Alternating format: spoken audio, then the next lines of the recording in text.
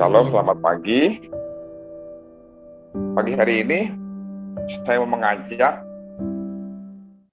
untuk kita membaca dan merenungkan satu bagian firman Tuhan yang terambil dalam kitab Injil Yohanes pasal 8. Judul perikopnya Perempuan yang Berzina.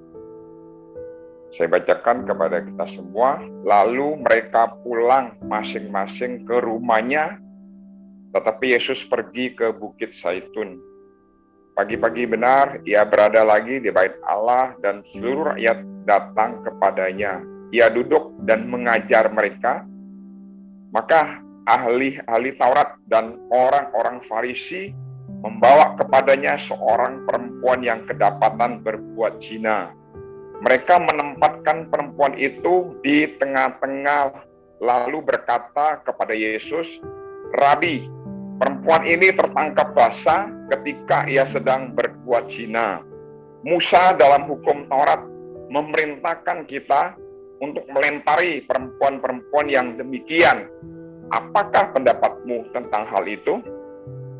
Mereka mengatakan hal itu untuk mencobai dia, supaya mereka memperoleh sesuatu untuk menyalahkannya. Tetapi Yesus membungkuk lalu menulis dengan jarinya di tanah.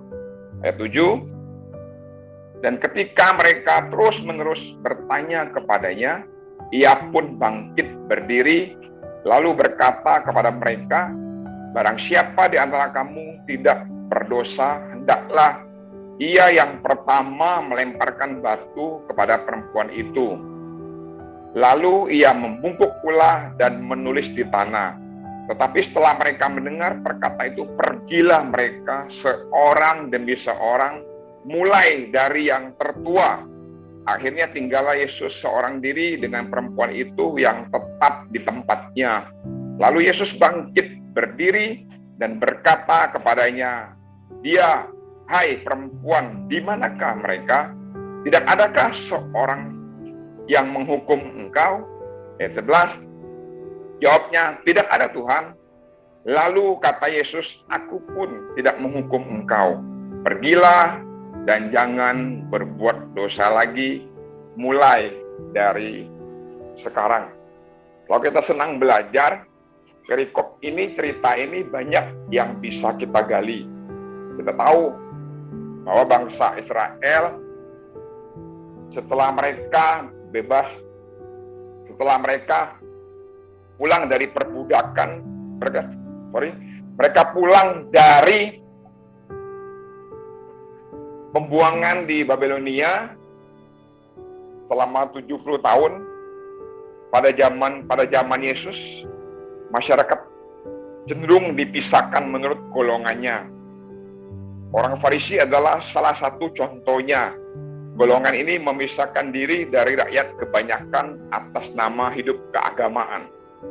Mereka memposisikan diri sebagai orang-orang yang setia, menjaga warisan tradisi dan lebih berhak mengajarkannya.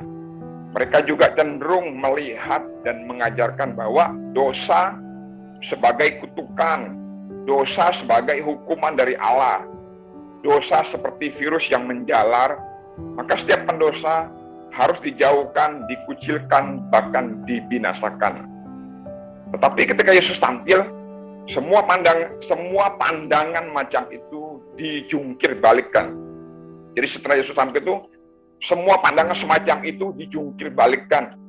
Ada konflik tentunya, tetapi sikap Yesus jelas. Allah Bapa adalah pengasih dan penyayang. Tuhan merindukan pertobatan bagi kaum berdosa. Kita tahu bahwa ahli-ahli Taurat dan orang-orang Farisi adalah musuh Yesus. Mereka tuh membenci, mereka selalu mencari kesempatan, mereka tuh selalu mencari peluang untuk menjadi saksi, untuk menuduh Yesus melakukan kesalahan biar Yesus tuh bisa dihukum. Banyak kesempatan juga mereka selalu mencari cara bagaimana Yesus bisa tangkap dan dihukum mati. Itulah ahli-ahli Taurat dan orang-orang Farisi. Oleh sebab itu dalam kerangka pikir inilah kita mencoba memahami kisah Injil tentang orang-orang Farisi dan ahli-ahli Taurat yang membawa kepada Yesus seorang perempuan yang kedapatan berbuat zina. Dari cerita ini kita bisa melihat ini adalah sebuah jebakan. Ahli-ahli Taurat, orang-orang Farisi itu sedang membuat jebakan kepada Yesus. Kita tahu bahwa ahli-ahli Taurat, orang-orang Farisi itu sebenarnya mereka tuh tidak memiliki hubungan yang baik, mereka tidak memiliki hubungan yang harmonis. Kalau mereka tidak memiliki itu, bagaimana mereka bisa berjalan bersama-samaan? Itu indikasi yang pertama. Indikasi yang kedua, kita tahu bahwa kita tahu indikasi yang pertama, mereka tuh tidak memiliki hubungan yang baik. Indikasi yang kedua, setiap orang yang kedapatan berzina itu bukan hanya yang dibawa tuh perempuan saja, tapi tentunya teman zinanya, teman kencannya, seorang laki-laki yang berzina dengan dia.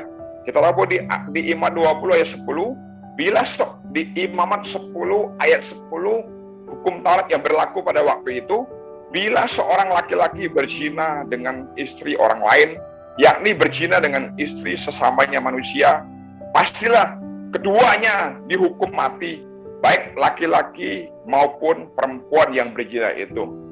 Dari sini kita bisa melihat, mendalami bahwa ini adalah sebuah jebakan. Dari indikasi kedua ini bahwa ahli-ahli Taurat itu, orang Farisi itu mau menjebak Yesus.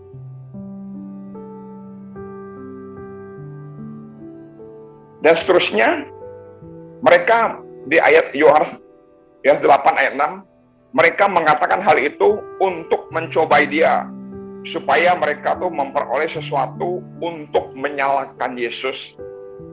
Kita tahu bahwa apapun yang menjadi jawaban, apapun respon Yesus, semuanya pasti salah. Kalau Yesus berespon, mengiyakan, melempar, merajam perempuan yang berzina, berarti Yesus tuh melanggar dua hukum. Yang pertama, hukum kasih. Kita tahu bahwa di Yohanes 3 ayat 17, sebab Allah mengutus anaknya ke dalam dunia bukan untuk menghakimi dunia, melainkan untuk menyelamatkannya oleh dia.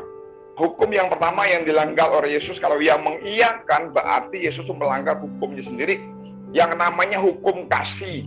Kalau Yesus melanggar itu, apa kata orang pada waktu itu? Berarti Yesus dikatakan adalah orang yang munafik. Karena Yesus selalu dalam banyak kesempatan, selalu dalam pelayanan, Yesus penuh dengan belas kasihan. Oleh belas kasihanlah Yesus melakukan sebuah mujizat. Berarti Yesus sungguh mengasihi. Berarti itu namanya hukum kasih. Yang kedua, hukum yang dilanggar, kita tahu pada waktu itu orang Israel itu dalam penjajahan Romawi. Jadi bangsa itu dikuasai oleh pemerintahan Romawi. Hukum sipil yang berlaku pada waktu itu, kalau orang Yahudi kedapatan berbuat salah, apalagi yang menyangkut dengan hukum mati, itu yang berhak mengeksekusi itu bukan orang Yahudi, tapi orang Romawi, pemerintahan Romawi. Dari mana kita tahu? Pada waktu Yesus ditangkap dan mau disalibkan, bangsa orang Yahudi itu menghasut, memprovokasi dan mempengaruhi pada waktu Pontius Pilatus yang sebagai gubernur wilayah. Itu kalau Yesus mengiyakan dua hukum yang dilanggar, hukum kasih dan hukum Romawi.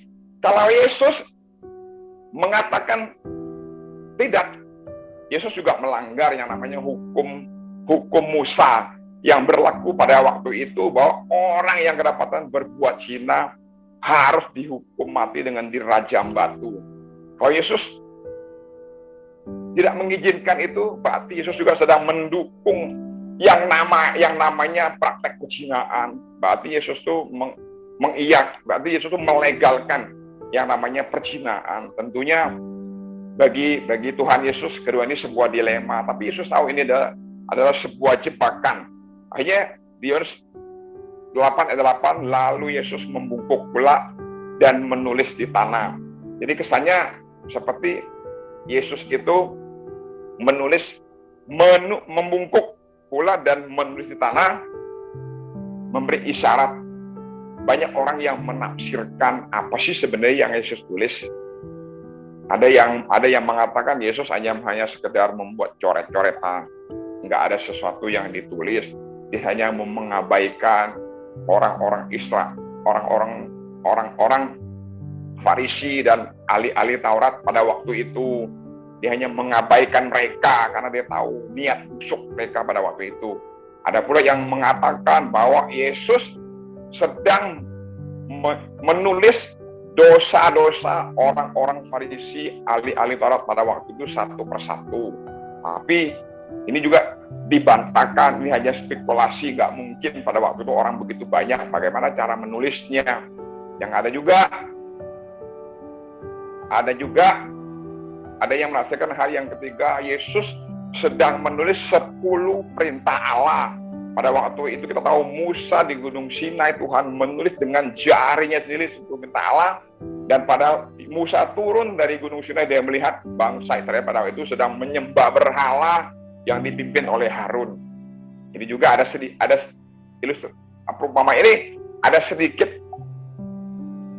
ada kaitannya dengan perikop ini, dengan cerita ini, tapi itu semua spekulasi. Alkitab tidak mencatat secara jelas. Saya pikir semua itu menjadi pelajaran buat kita, mungkin menjadi catatan buat kita. Tapi ada satu hal yang lebih penting pada pagi hari ini yang saya mau sampaikan. Saya mau sampaikan makna daripada membungkuk dan menulis tanah. Makna membungkuk dan menulis tanah, ada 3 hal yang saya mau bagikan kepada kita semua. Yang pertama, makna membungkuk dan menulis tanah, Yesus mau menunjukkan bahwa manusia itu rapuh.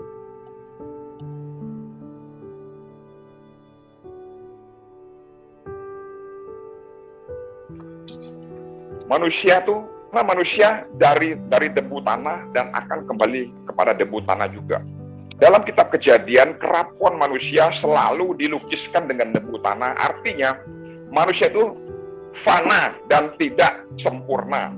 Kerapuhan manusia ini selalu menjadi akar manusia jatuh dalam dosa dan kecenderungan berbuat salah. Jadi hal yang pertama, Yesus mau menunjukkan bahwa manusia itu rapuh. Kalau saya berbicara rapuh, bahwa manusia itu cenderung dan mudah untuk jatuh ke dalam dosa dan salah. Jadi Tuhan mau memberi pesan kepada kita yang lebih rohani, harus membawa orang-orang yang memiliki atau mengambil hal seperti ini. Kita harus hidup dalam kebenaran. Mungkin kalau kita di gereja, kita berdasi, tapi di luar gereja kita nggak berfungsi seperti itu. Jadi peran kita yang lebih rohani itu harus membawa orang-orang yang memiliki kerapuhan untuk membawa mereka terus hidup dalam kebenaran. Yang kedua, Yesus mau menunjukkan bahwa manusia tidak mempunyai hak apa-apa untuk menghakimi sesamanya. Jadi kerapuhan manusia dan ketidaksempurnaan manusia itu berarti kita tidak mempunyai hak apa-apa untuk menghakimi sesamanya. Jadi penghakiman itu sepenuhnya ada di dalam tangan Tuhan. Kalau kita menghakimi sama dengan kita tuh sedang mengambil haknya Tuhan. Kita sedang menggeser posisinya Tuhan. Itu tentunya tidak dibenarkan. Jadi kadang-kadang orang tuh merasa hidupnya lebih benar, lebih saleh, lebih pintar, lebih hebat, dan lain sebagainya. Itu adalah menjadi pemicu lahirnya kecenderungan selalu mempersalahkan orang lain dan tidak peduli pada kepentingan orang banyak. Matius 7 ayat 3 berkata, mengapa engkau melihat selumbar di mata saudaramu, sedangkan balok di dalam matamu tidak engkau ketahui. Jadi pada dasarnya manusia itu lebih mudah untuk menghakimi sesamanya. Padahal dia tuh nggak melihat dirinya sendiri.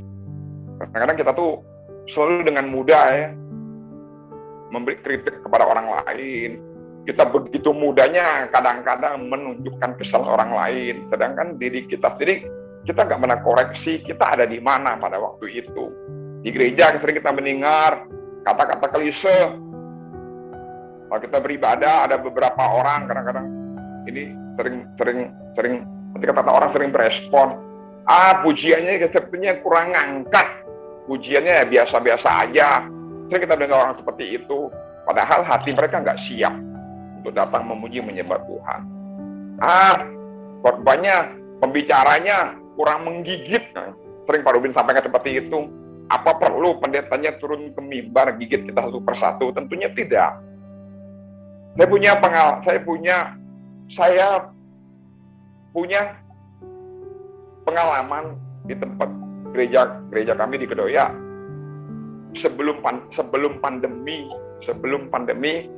kita tuh selalu setiap tahun tuh ada di bulan Desember tuh selalu ada perayaan Natal.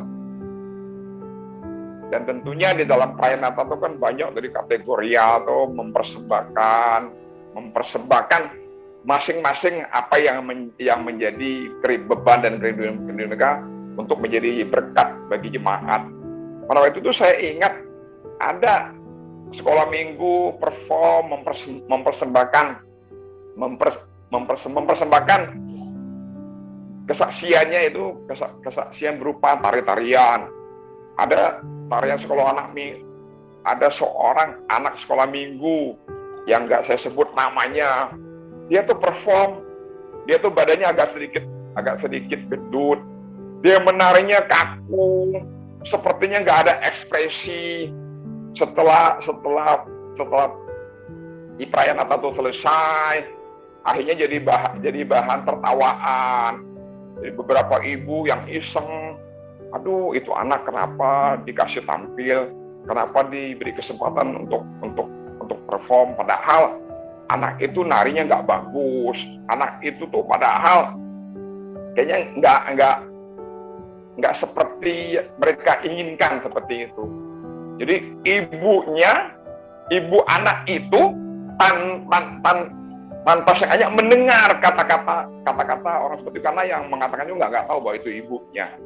Jadi akibat dari pembicaraan itu kita tuh begitu mudahnya ya untuk menghakimi. Akhirnya keluarga ini pindah dari gereja kami. Kan sangat disayangkan, padahal yang kita mau kan bukan seperti itu. Kalau penampilan sekolah minggu kan bukan sebuah kompetisi, malah saya pikir menarik kalau lucu, ada hal-hal yang artinya bisa menghibur seperti itu baik sebenarnya. Tapi kadang kita mau belajar dari pengalaman ini bahwa akibat dari penghakiman itu konsekuensinya kadang-kadang kalau bagi orang yang belum siap itu berakibat fatal. Bukan hanya di gereja, mungkin dimanapun, di tempat kerja, di sebuah organisasi juga akan menjadi hal yang sama. Itu akibat daripada kita menghakimi seperti itu. Yang ketiga, makna